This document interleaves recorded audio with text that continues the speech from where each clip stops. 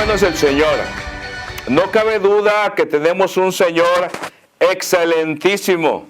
Tenemos un Rey maravilloso. Y más que un Señor, más que un Rey, tenemos un Padre amoroso. ¡Qué hermoso, qué hermoso! Continuamos con esta serie de sermones de la carta de San Pablo a los Efesios, a la cual los eruditos le llaman la reina de las cartas, porque es una carta hermosísima. San Pablo nos baja, como quien dice, del cielo, pero también nos enseña qué es lo que debemos de hacer para llegar ahí. Por eso en su Biblia en Efesios capítulo 4, que no voy a retirarme mucho de lo que leí la semana pasada, capítulo 4, versículo 3 al 6. Y dice así: solícitos en guardar la unidad del Espíritu en el vínculo de la paz. Un cuerpo y un espíritu, como fuisteis también llamados en una misma esperanza de vuestra vocación. Un Señor, una fe, un bautismo, un Dios y Padre de todos, el cual es sobre todos y por todos y en todos. Palabra del Señor. Hagan el favor de sentarse. Qué hermosa palabra del apóstol San Pablo. No deja ninguna duda de lo que el Señor quiere para nosotros, cómo el cristiano debe de ser. San Pablo estaba poniendo las bases de lo que es la vida de un cristiano, cómo se debe de conducir. Tremendísimo, tremendísimo. Otra vez cabe señalar que San Pablo estaba preso en Roma, con su mano encadenada con la del soldado, pero la palabra de Dios no está encadenada. ¡Ay! ¡Tremendos! Hombres, ese es el testimonio que tenemos de los grandes hombres de Dios. Así que para cuando se sientan medios achicopalados, acuérdense de San Pablo. Acuérdense. Acuérdense. Y eso los va a animar tremendamente. El apóstol aquí nos está diciendo sobre la unidad. Estuvimos oyendo sobre la humildad, sobre la mansedumbre, sobre la paciencia. Ahora se nos dice de dónde viene y qué es lo que tenemos que hacer y creer. Las bases. Dice que solícitos en guardar la unidad del Espíritu con el vínculo de la paz. ¿Qué quiere decir?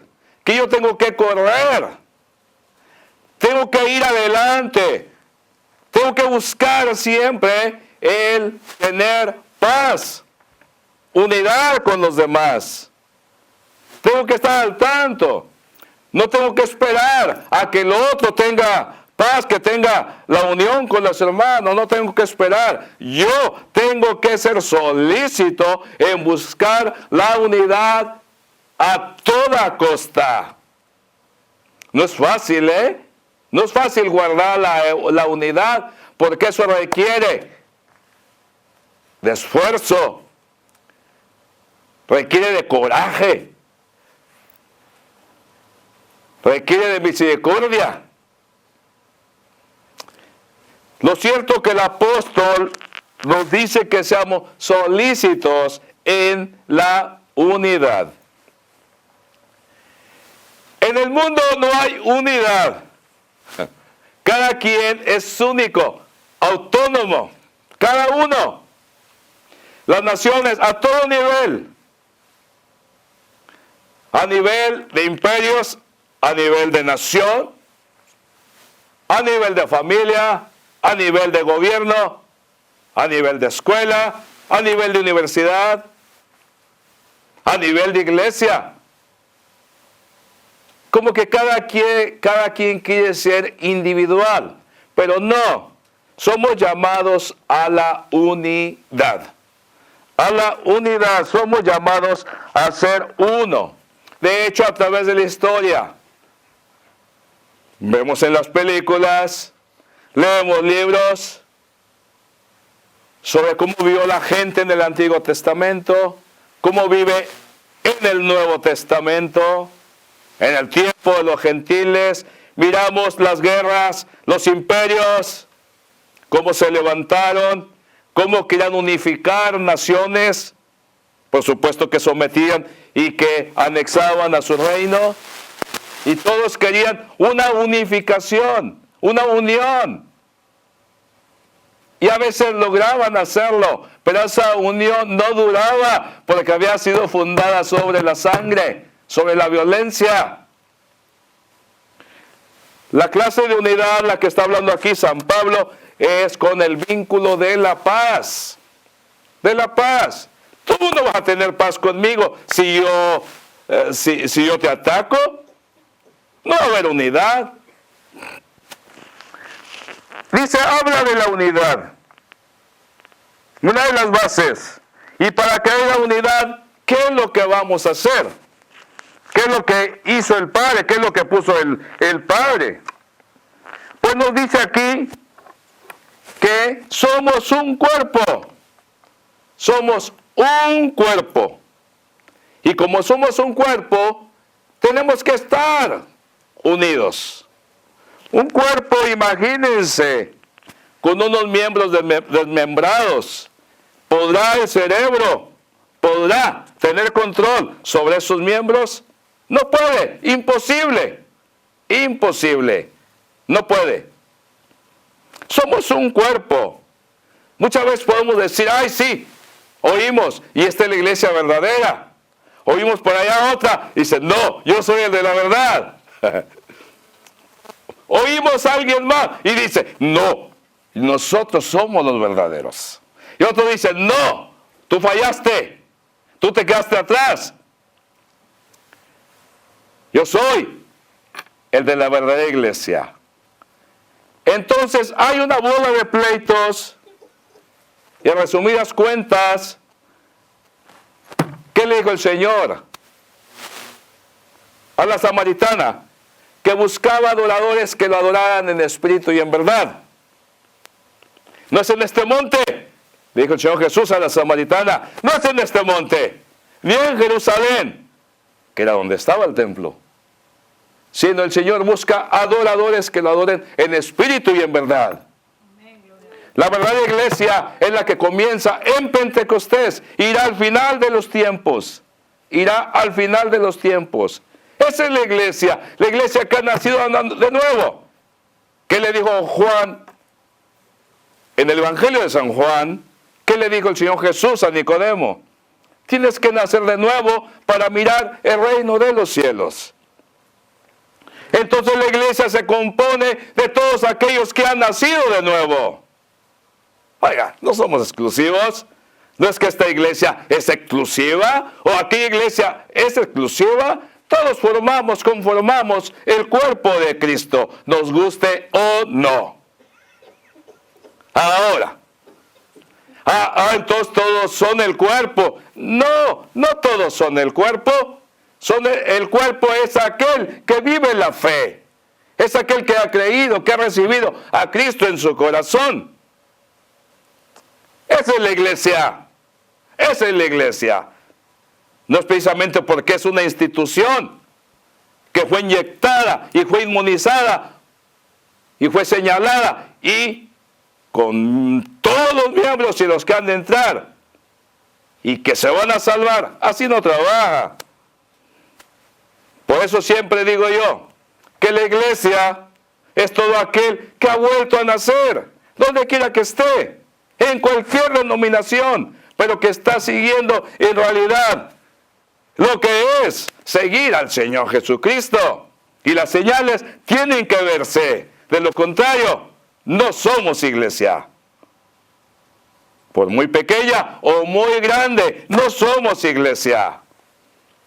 Entonces dice, un solo cuerpo, porque el cuerpo es la iglesia y Cristo es la cabeza. ¡Ah, qué tremendo! ¡Qué tremendo! ¡Qué tremendo! Y dice, y un espíritu. Un espíritu. ¿Qué es espíritu? En realidad lo que quiere decir es aliento, soplo. ¿Y quién tiene ese soplo? Pues ese lo tiene el cristiano, aquel que le ha pedido al Señor, mándame tu Espíritu Santo, Señor. El Espíritu Santo. El hombre no puede vivir sin el Espíritu Santo. Sin Él está muerto espiritualmente. Una iglesia sin el Espíritu Santo está muerta. Porque así como el cuerpo necesita el aliento para sobrevivir, así el cristiano necesita el Espíritu Santo para poder vivir la vida de Cristo en esta tierra y que lo conduzca a la eternidad. No hay otra manera. No hay otra manera. Y por eso deseamos siempre, siempre, Señor, sé más en mí. Espíritu Santo, enséñame las cosas tuyas. Llévame, condúceme. Vivifícame, renuévame, transfórmame. Eso no debe de parar jamás. Porque es el aliento, es la vida, es lo que nos mantiene. De lo contrario, la iglesia está muerta. El individuo está muerto. ¿Por qué? Porque no hay aliento. No hay aliento. ¿Sí está entendido? Bueno, está bien. No tienen que contestar. Pero el espíritu. Entonces quiere decir un cuerpo. Entonces no hay muchas iglesias, sino que hay una. Dios mira una. Dios mira desde la eternidad. Él mira una iglesia. Pero no es como a veces piensan, sino es una, aquel que en realidad vive la fe. Un espíritu. Ese mismo espíritu tiene su resonancia en cada uno de aquellos en el que está Él. Porque va a vivir de una manera diferente, conformándose a la vida de Cristo. Un cuerpo y un espíritu. El que tiene el Espíritu de Dios va a vivir de acuerdo a la vida de Jesús. No hay pierde. No hay pierde. Que dice, por su fruto los conoceréis. Por su fruto. Entonces, un espíritu. Como fuisteis también llamados en una misma esperanza de vuestra vocación. Todos tenemos una misma esperanza. ¿Qué es lo que esperan ustedes? ¿Qué es lo que esperan? Yo espero la eternidad. Yo espero gozarme delante de la presencia del Señor. Y ya me anda. Ay, yo se quiere morir porque le tiene miedo a la vida. No, hombre, ¿cuál miedo a la vida? No le tengo miedo a la vida. Me acuerdo de mi abuelo que decía, tenle miedo a los vivos, no a los muertos.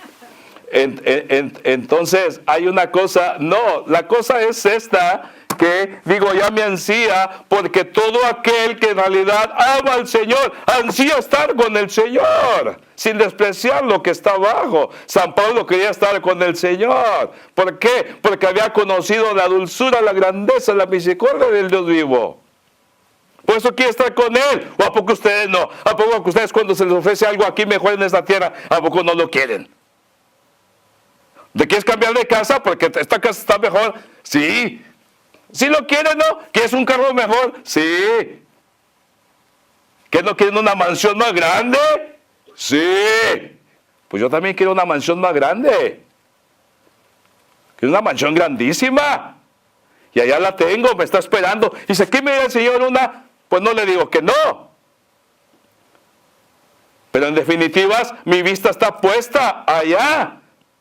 Porque al final lo de aquí se va a terminar. Pero lo de allá va a permanecer. Entonces tenemos una misma esperanza. El Señor es alguien en quien se puede confiar. Porque jamás han fallado sus promesas. Jamás. Desde el Edén.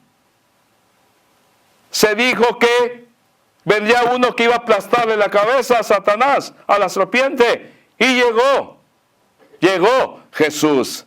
Pasaron varios miles de años y llegó la promesa. Pasaron ya 2000 años y todavía está en vigencia para la santidad para todo aquel que quiera acogerse al sueño de Dios, al plan maravilloso de Dios, de que Cristo habitara con toda esa plenitud en él. Entonces, una sola esperanza. Mis hermanos, ¿qué es lo que los anima a estar en el camino? ¿Qué es lo que los anima? Si es algo pasajero, pues no vas a estar contento, no vas a estar feliz, porque tu vista tiene que estar puesta en el más allá, en el cielo. Y eso te va a llevar a que vivas una vida recta, a que vivas una vida de santidad, a que vivas una vida gozosa en esta tierra, porque estás contento con lo que Dios ha hecho en ti y por lo que esperas que Él te va a dar, porque ya es un hecho. De lo contrario, ¿para qué seguir a Dios? ¿Para qué levantarnos temprano? ¿Para qué estar parado aquí gastando mi voz? ¿Para qué? Estoy aquí porque creo plenamente en la promesa, tengo una esperanza tremenda, muy grande. Y dijo aquel, y ya la vuelo, ya la vuelo, porque para Dios 1000 años es como un día. Y llegamos a pensar de esa manera también. Aunque nos falte tiempo para irnos, podemos adelantar el momento. Entonces, una misma esperanza. La unidad, estoy hablando de unidad. Entonces, al tener una misma esperanza, hermano, nos unimos.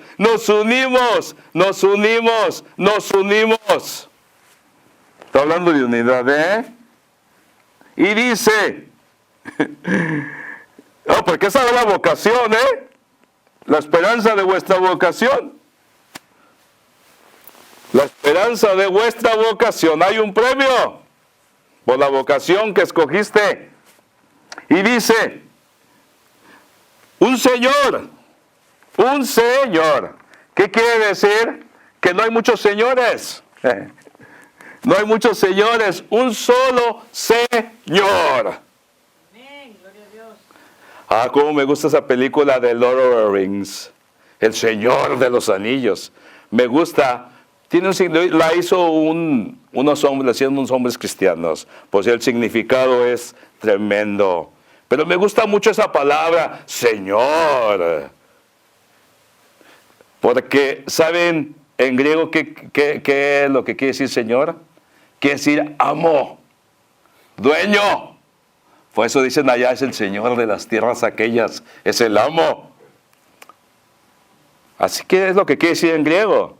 ¿Y saben a quién le decían así? Amo y dueño. ¿Saben a quién le decían en aquel entonces, en el tiempo de los cristianos, de los primeros? Así le decían a César, al emperador de Roma.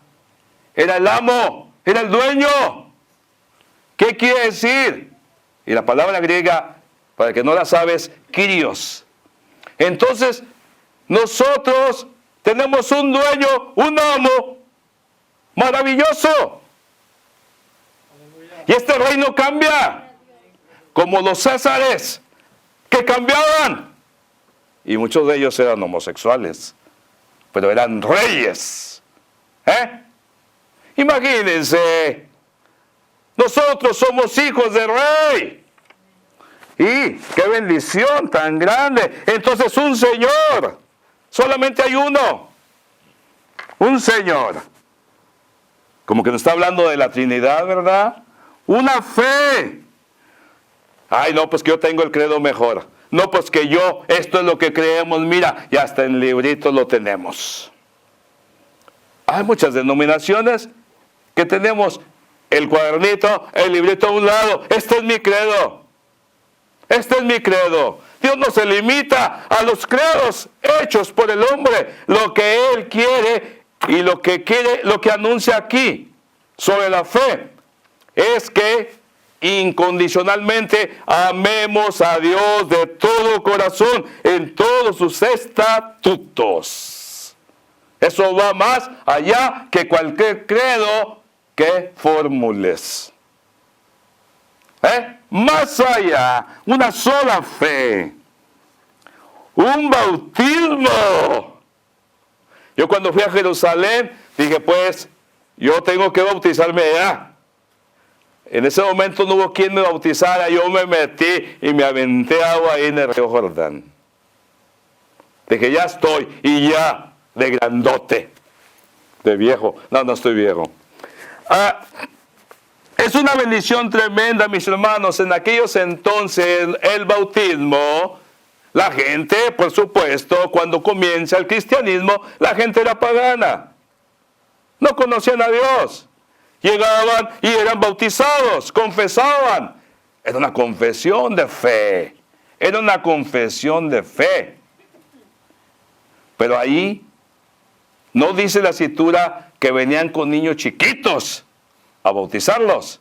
¿Por qué? Porque el bautismo es una confesión de fe. Equivalía a que aquel se dedicaba a ser soldado y le entregaba su vida a César para defenderle. Era lo equivalente el bautismo. Una profesión de fe donde entregabas tu vida completamente al Señor y entrabas a la iglesia.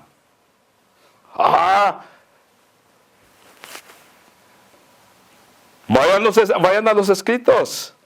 Vayan a los escritos, porque hay infinidad de evidencia. Y aquí mismo nos lo dice. Aquí mismo nos lo dice. Es una profesión de fe el bautismo, en la que entregas tu vida por completo. Bueno, ya no les sigo más en eso, sino que yo pienso que está bastante entendible. Y dice Pablo, y un Dios, solo tenemos un Dios. No es que tenemos muchos, no es que hay muchos. Me acordé de aquel, tenía un compañero de trabajo que le compraba veladores, decía a todos los santos. Él era el que mandaba, nos paramos en las tienditas, dije, déjame, voy a comprar las veladoras para mis santitos. Y yo le decía, pero pues no te van a escuchar, no te van a escuchar. ¿Por qué no le pides al poderoso Señor? Digo, nada, a mí me ha trabajado. Y se bajaba. Y un día se bajó con mi hermano. Y miró ahí otra figura de ahí de un hombre y dijo, ¿y este santo quién es? Dijo, no, ese es el santo de los narcotraficantes. Digo, ay, con razón está feo. Dijo, no, ese no compro ese santito. Me pongo a pensar, muchas las veces queremos otros dioses, porque los otros dioses no te piden constancia, no te piden que seas recto, que seas santo, pero ante todo no le fue dado a ninguno de ellos proclamarse como santo o como Dios, pero tampoco a nadie le dio el poder para que proclame Dios a nadie más que solamente tenemos a un Señor todopoderoso, un Dios, y váyanse a los mandamientos. Desde Deuteronomio tenemos a un solo Dios.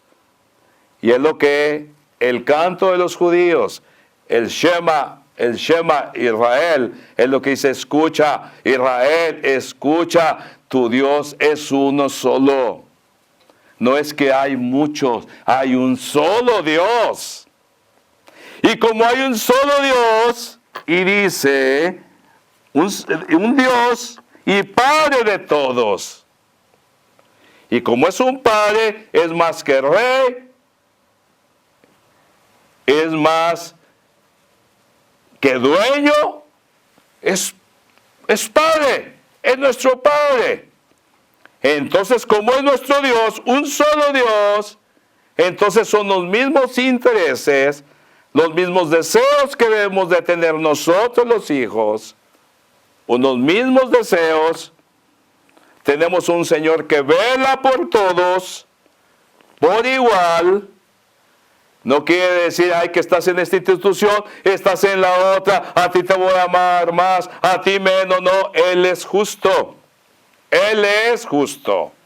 No importa donde tú te encuentres, tú eres cristiano, tienes un Dios, Él te ama. Él te ama. Un solo Dios y un Padre. Muchas veces jugamos a las iglesitas, y muchos no viven con ese vínculo de la paz, con el vínculo de la unidad. Dijo uno por allá, andan brincando como los chapulines. Andan brincando como... Eso no es unidad. Eso no es unidad. Lo único que la persona está alentando es a la desunión.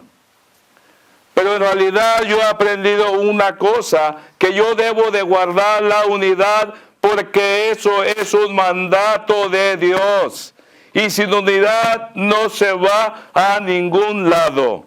Sin unidad no se va a ningún lado. Juntados los esfuerzos de todos, se pueden hacer muchas cosas. Uno le afloja, se pierden fuerzas. Hace falta la unidad. El cuerpo necesita todos los miembros para ser fuerte. El cuerpo necesita tener esos miembros sanos para tener buena fortaleza. Nos está pegando porque creo que cada uno necesitamos ser más lo que quiere el Señor que seamos. Porque tenemos un solo Dios. Tenemos un Padre solamente. Él está velando por mí como está velando por ti. Tú que has nacido de nuevo, está velando los deseos que Él tiene para mí, los tiene para ti. Los que tiene para ti, los tiene para mí. Él quiere que seas el hijo, la hija excelente, como también a mí me lo pide. Que guarde esa unidad a costa de todo, a costa de frío, de nieve, de pleito, de prueba, de diluvio, de tornado. Tengo que guardar la unidad porque tenemos un solo Dios, un solo Padre. Ah, qué tremendo, qué tremendo. Y déjenme les digo que está por todos y en todos, porque el Padre lo llena todo. Una historia de volada antes de que se me termine el tiempo, porque no quiero alargarme mucho. Cuentan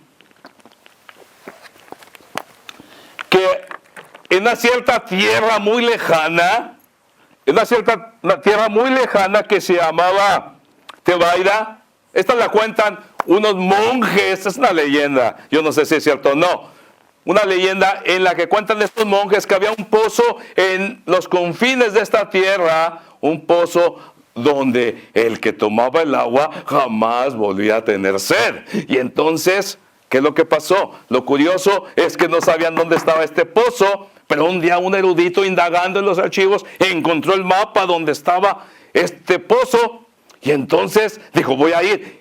Y se lanzó, pero antes de lanzarse a buscar el agua, guardó cuidadosamente ese mapa porque no quería que nadie lo hallara. Entonces, ¿qué pasó? Jamás regresó ese hombre. Entonces, pues se pasaron un tiempo, entonces otro vino y indagó en aquellos archivos y encontró el mapa. Y también lo escondió y se lanzó a buscar el agua. Tampoco volvió. Y así sucesivamente pasó el tiempo. Varios fueron y jamás volvieron porque lo escondían. Hasta que un día llegó a las manos de un pobre hombre, un trabajador común y corriente. Y se lo dijo a todo el pueblo, he encontrado el mapa donde hay agua que sació la sed y jamás vas a volver a tomar agua. Entonces dijeron, bueno, pues vamos. Pues mucha gente no le creyó, pero muchos sí le creyeron. Se hizo un grande grupocito. Estoy rápido porque se me termina el tiempo.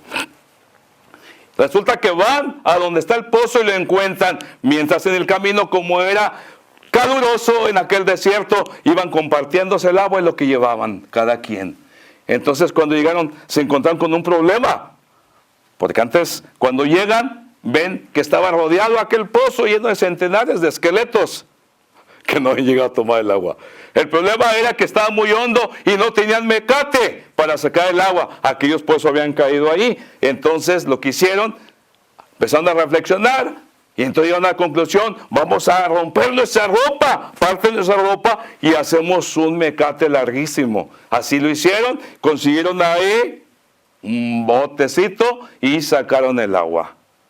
Y tomaron y jamás volvieron a tener sed.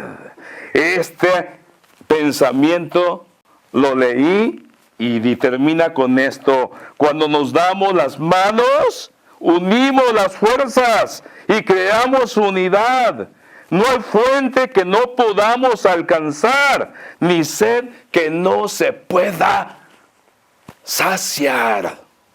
La unidad es hermosa y la unidad debe de reinar en la iglesia de Dios, porque tenemos un solo Dios, un solo Padre, un solo Espíritu que vela por todos y está en todos. Mi Señor me los bendiga bastante, iglesia del Señor, y en Cristo Jesús, ánimo y adelante, amén.